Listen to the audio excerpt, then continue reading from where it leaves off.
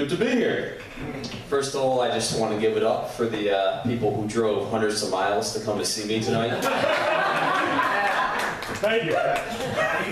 You're welcome, dude. Obviously it didn't happen. I couldn't pick up anybody out of Dutch Tavern to come over and see the show. But thank you for you, 37 people, being here tonight.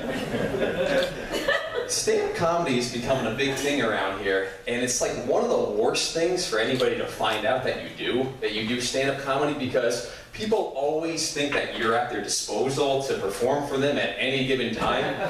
It's really like the only hobby you can have where people want to prove to you immediately that you suck at.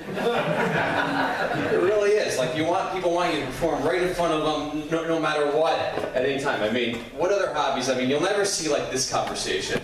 What are some of your hobbies? Oh man, I love to collect stamps. Bullshit! You couldn't collect a stamp if your life depended on it. Bust out your best collection of stamps right now. I'll be the judge of that.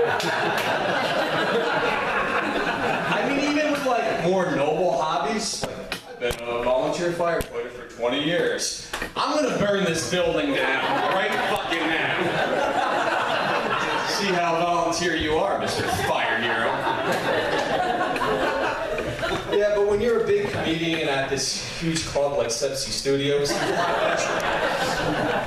I mean, people always talk to you in this narcissistic, condescending type way, no matter who they are in life. Like last Saturday, I was in Dunkin' Donuts, and the cash register tried to strike up a conversation with me. He sees that I have a notebook in front of me, and like this kid's like, "Oh, what, he's still in school? School sucks, man." I'm like, no, I'm writing stand-up comedy. Are you funny? You got any jokes? Can you perform for us right now? Guys, this guy's a comedian. He's gonna put on a show for us. Like, no, I'm actually not funny at all. I have no jokes. I'm actually doing this as part of community service. I was voted the least funny person in all Ulster County, and I thought this would be a good way to fill out my probation. Plus, I killed a Dunkin' Donuts worker about 12 years ago. I'll get 25 assorted munchkins and a large hot chocolate to go, please. I'm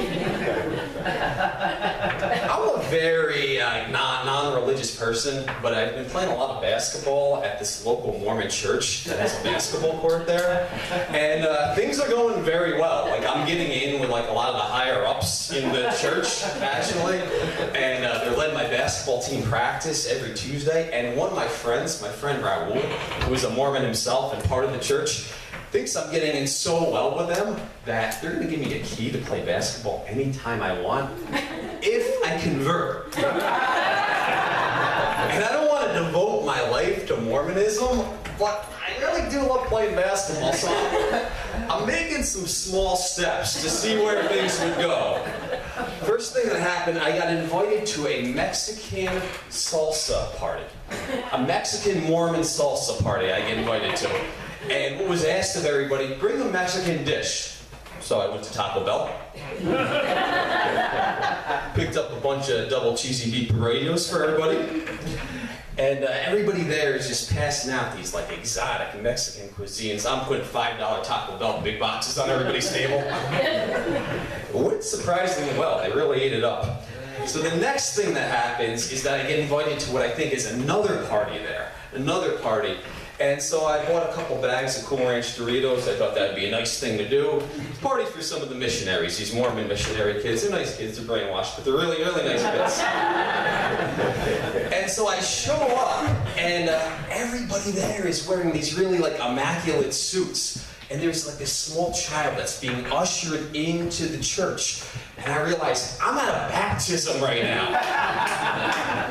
And everybody's looking at me. There's like 500 people in there. They're looking at me like, you're gonna be next. And I'm thinking, what the hell am I gonna do here?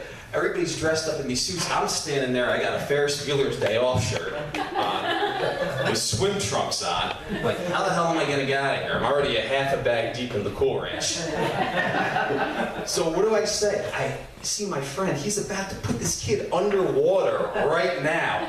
So I say the first thing that comes to my head. It was like, hey Raul, didn't you want to talk to me about the basketball tournament you wanted me to run? Now? And I'm like, yeah. Now or later? He's like, oh, later would be much better. just got the hell out of there as quick as possible. I gave the bishop the other Cool Ranch bag and said, have fun in the tub, kid. But recently, I've actually got a little bit more involved. I've actually been showing up at the church on a semi-regular basis, like every 3 weeks. I've been showing up. And I really had never been to church before, so I have really no understanding what church etiquette is. So the first time that I was there, the bishop gets up there and he makes his speech, and I thought it was pretty good, so I gave him a nice cheer. I was like, yeah! Wow! Now that's a sermon right there. And people are like, you're not supposed to respond. I'm like, why the hell not? How are you going to build his confidence right here? He's supposed to be your leader. You're supposed to be backing this guy. Isn't religion supposed to uplift people? And then what happens, there's a bunch of people at the church that I'd never seen this before, really never seen this before. They're passing out the bread. There's like 3 different guys passing out these big trays of bread. And I'm literally in the front row, so I've never seen a demonstration on what to do. The guy comes over, I look at the bread, and there's like 300 tiny pieces of bread. And I look down and I take what I think is fair. I took a handful and I ate it. I was hungry. And he's like, supposed to just take one. I was like, one? That's not gonna fill me up. That filled me up. What are you gonna do with all this extra bread? He's like, this is the body of Christ. I was like, this is from Hannaford. I've been behind the fruit roll-ups all this time. I didn't notice. I just ate like a third of his body. He's made out of bread in 2015. I love fruit roll-ups too. I did not notice. I'm not getting that kitty, I'll tell you that much. No thanks for that. I have really bad vision, like incredibly bad vision. I don't trust myself to pee standing up without my contacts in at all. Like, I can't tell the difference between my cat and my laundry without my contacts, and it's really that bad. So when I go to the doctor's office, the eye doctor's office, it's always an adventure. Because I go in there, and the first thing they ask you to do is take your contacts out. So there, I'm sitting there in the waiting room, and what was happening is I'm seeing all these people there, well, not seeing them, but hearing all these people here that know me, like, hey Jared, what's up? And like, I'm trying to like squint to figure out like who it is like they're talking to.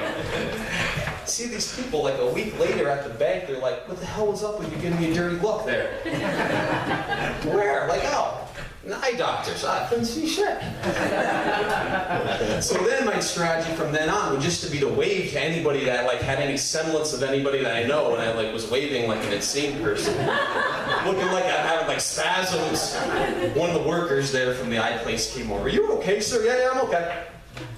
My strategy from this point on is just to go there, get a magazine, then take my contacts out and just bury my face in the magazine, like just right up to my face, just to make sure like I don't accidentally grope somebody because I can't see anything.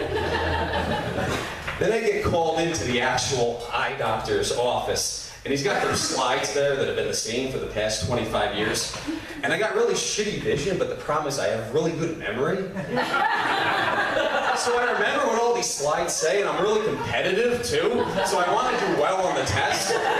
So what's happened for years is like I've aced these tests, but then like I've had the wrong prescription by far every time I left. I mean, consistently, like I walked towards the wrong car going out of the eye doctor's. So what this dude did, my eye doctor Ashley did, is that he made a set of slides just for me. Like unprecedented right there. And I'm just doing abominably bad on these right here. Like I read like 4 or 5 lines, he's like, yeah, I've seen enough. I mean, like he's never seen this before. He's an eye specialist. It'd kind of be like someone going to a psychiatrist and being like, no, I've heard enough of your problems, I get it, you're really fucked up. I've had enough of you right there. I mean, I don't have a good career as an air traffic controller, I'll tell you that much.